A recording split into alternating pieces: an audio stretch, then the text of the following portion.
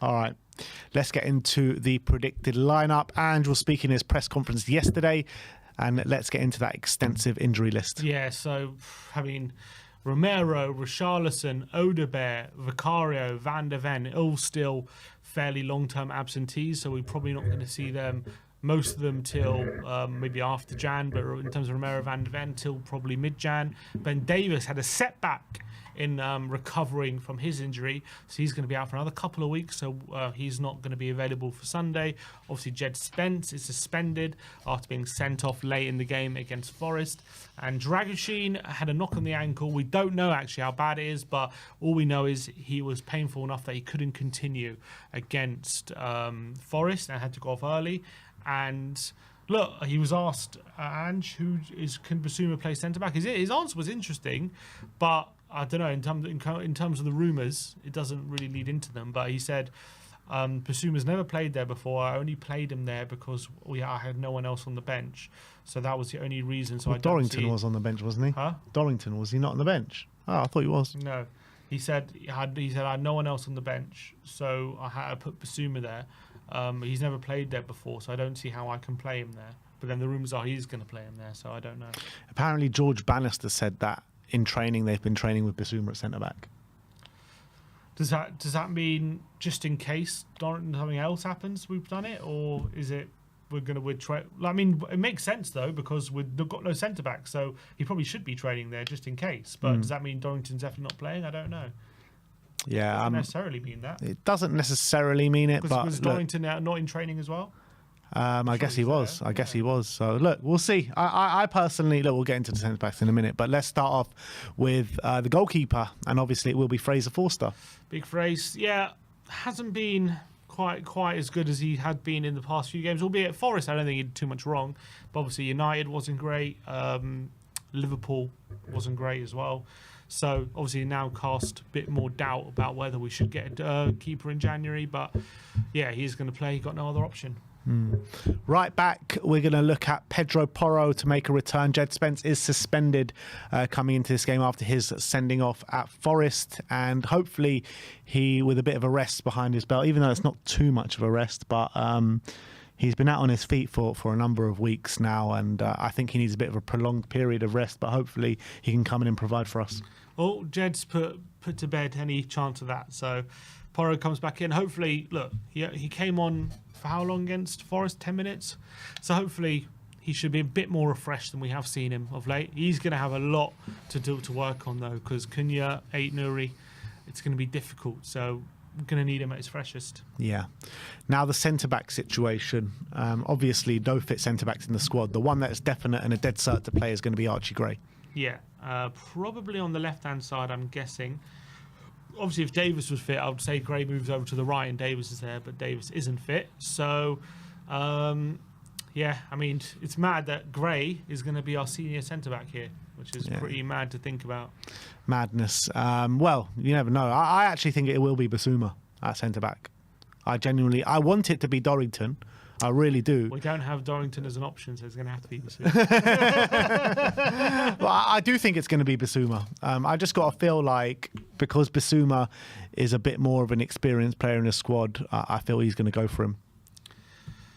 Yeah, I'm not 100% sure what. I mean, judging by what he said, I mean, it sounds like he's leaning towards Dorrington by his words, but the rumours are, BISSOUMA's been seen in training, practicing the centre-back. He's the one who came on. Obviously, Dorrington was in the squad, but he is the one who played there for a few minutes against Forest. So, look, we're going to have to go with BISSOUMA. Got no choice. So Porro right back, BISSOUMA and Archie Gray as the centre-back pairing. At left-back will be Destiny Udogie, who I thought looked sharp in the opening 25 minutes, but it's not exactly the BISSOUMA the Udogie which who caught our hearts last season. Yeah, going to need more from him for sure. Up against probably Semedo, who's one of those players who, who's very quick, very physical, but also sometimes can switch off. So he's going to have to try and take advantage of that. But he's going to have to play. But interesting, now midfield. Going to be interesting. Bentancur is the... Bentancur will play the 6, but then... But Bentancur was terrible. He really was terrible at City Ground. Yeah.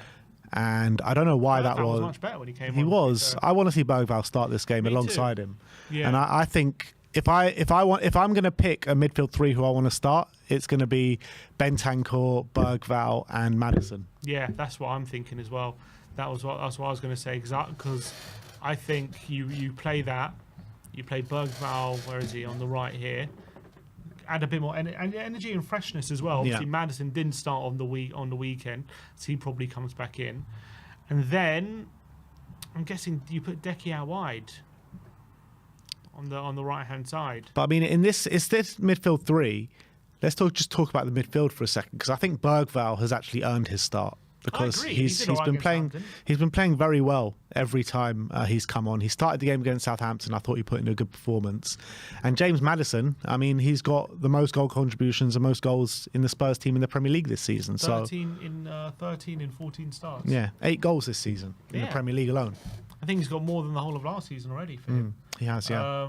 I think, as I say, with the numbers Maddison is having, a lot of people will be saying he's having a better season if Tottenham were having a better season, obviously. But obviously, he's been lumped in with some of our poor performances and poor form or whatever, rightly or wrongly. But and there's this narrative that he's having a poor season. But you look at his numbers; he's, in terms of like attacking midfielders, he's probably right up there in the league. In terms of numbers, anyway. In terms of numbers alone, but I mean, when you're looking at performance levels, I don't think he's been bad by any stretch of the imagination. But you look at why he's being lumped in there. He's no Dejan Kulusevski. Kulusevski's performance levels has been like so consistent all season, where I think Maddison's has fluctuated a bit.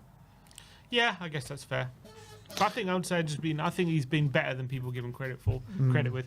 But yeah, Bergvall, I agree. I think just more than anything, we need legs and energy, and I think he just provides that freshness. And also, maybe his technical ability can help us a bit when playing through this Wolves team as well. But obviously, probably expect him to pick up a yellow. If Bentancur picks up a yellow, he's banned again. Oh, is that right? So he needs to avoid a yellow, and then the amnesty. Because it gets swiped after this game, doesn't it? If he gets a yellow, he's booked to get he's out from Newcastle. But yeah, I don't know what happened with Bentancur against Forest. Was he just rusty?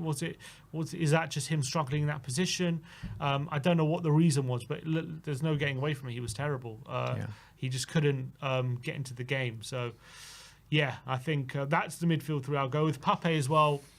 You saw as well, Pape had a break before, I think it was a Southampton game, and then came back in against Southampton and was brilliant. So I think just needs that freshness. I think he needs that little bit of break, and then maybe against Newcastle he comes back in. So yeah, that's the midfield three I'd go with. I agree. In the front line, I think the only dead cert is actually Dom Solanke. Yeah, he's the only one who's definitely going to play, because got no other option. Now the question is, Decky looked tired. Sonny looked tired. Brennan looked fresher, but obviously missed chances. Werner, came on. Does he want to start him? Obviously, if he's rotating, he goes Johnson and Werner, but I don't think that's a good idea. I think it is a good idea. That's what I would go for. Johnson and Werner? I'd go for Johnson and Werner, because Son is way too tired at the moment. He's not providing anything for us. Decky looked completely out on his feet in the last game. I think you freshen it up, and then have Sonny and Decky completely fresh going into the Newcastle game in a week's time. I think we're going to need to bring them on if we start like this, though. Yeah, bring them on in the second half, for sure. But I think from starting the game, I don't want to see Kulusevski and Son start this game, because they're just way too tired, both of them at the moment. And they're not providing anywhere close to what we know they could provide in the last game and Sonny in the last 2 games. So when we're talking about lacking legs, we're talking about fatigue. So play the players that are not fatigued. Yeah. But look, I know it's a drop off in quality, but the quality's not there if they're fatigued. Yeah, it's true. There's no getting away from it. Sonny needs a rest, and Decky also probably needs a rest as well. He's just running on empty at the moment, it seems. So we'll go for Johnson and we'll go for Werner. So there you have it. That is our predicted lineup. We're going for Fraser Forster in goal, Pedro Porro right back, Destiny Udogie left back, a centre-back pairing of Bissouma and Archie Gray, Bergvall, Bentancur and Maddison in the midfield positions, and then Brennan on the right, Timo on the left, and Solanke up top. What are the chances of of Ange having to lay into Timo after his last start against Rangers. Yeah, probably off at half time. But look, we're going to need to pull something out of the bag here. We know Ange's under pressure. We know that it's not a good enough position in the league. Is that team good enough to get something out of the game? I think it does have enough. I mean, it's lacking. It's definitely lacking going forward and going back and in midfield and in goal. But it's enough. Come on. Let's hope so, man. Let's hope so. But that is our predicted lineup to take on Wolves this weekend. Not the greatest of lineups, but this is where we're at the moment. And I just feel that there's more value in playing fresh players than fatigued players, even if the fatigued players have got more quality about them. That's just my thinking behind it. So why would you play Lancashire then? Yeah, do you know what? I wouldn't be against it. Maybe bring on Lancashire at half-time or something. Because Dom Solanke also is a bit running on empty, so I wouldn't mind playing Lancashire as well. But I just know Ange ain't going to play Lancashire. We have a week break, a very rare week break after this. So maybe it's a case of we could just get a really big effort out of these players with the knowing that we've got at least a week. That effort didn't come against Sheffield, against Nottingham Forest. Yeah, because games are just coming thick and fast. It's hard to sometimes get that level. But once you've got a week break, you can put everything into that game and then know you've got a little bit of respite after. Whereas before, you've got another game coming in 2 days. It's hard to just go full pelt, maybe just psychologically. Maybe. But that is the lineup that we're going for. Let us know your score predictions in the comments section below. Sim's going for a 2-1 win to Tottenham Hotspur, and unfortunately I'm going for a 2-1 loss at this game, and I'm looking forward to being there. Me and Sim will be at the ground, and Ashmatic and JC will be in the studio for you guys. So that is the preview for Wolves.